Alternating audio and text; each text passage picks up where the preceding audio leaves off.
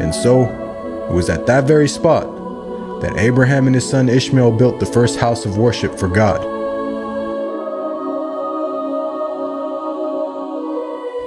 In honor of this, God Almighty had built in the heavens a similar structure for the angels. And it is said that every day, 70,000 angels come to that building to perform their prayers and then leave, intending never to return again.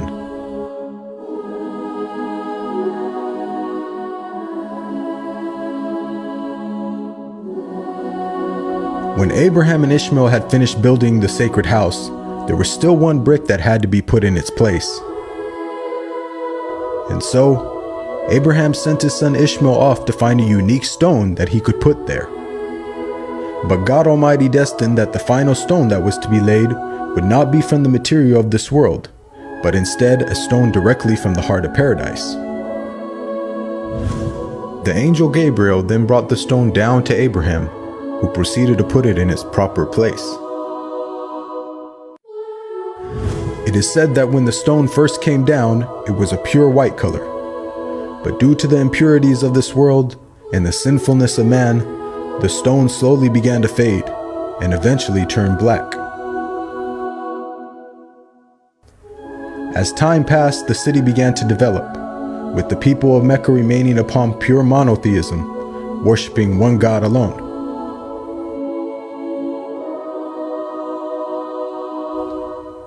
This despite the fact that their neighbors in Egypt, Mesopotamia, and the Levant had been practicing paganism for centuries.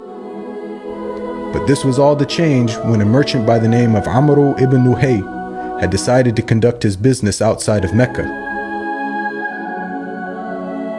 Amr then proceeded to journey northwards until he reached the lands of Levant. There, Amr would witness for the first time things like modern architecture, advanced literature, and of course, the practice of paganism. Amr was so impressed by all that he had seen that before leaving, he asked if he could take one of the idols back home with him. The people agreed, and so Amr took the idol and placed it along with the other goods and merchandise in his caravan.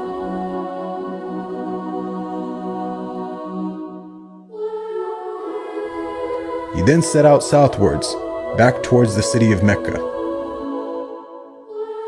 When Amr arrived back home, he immediately took the idol and placed it right in front of the sacred house. He then proceeded to tell the people that this was now going to be the god that they worship. Sadly, this concept faced little, if no resistance. And as time passed, the people began to worship more and more different idols, until it is said by the end of the 6th century, there were over 360 different idols surrounding the sacred house in Mecca.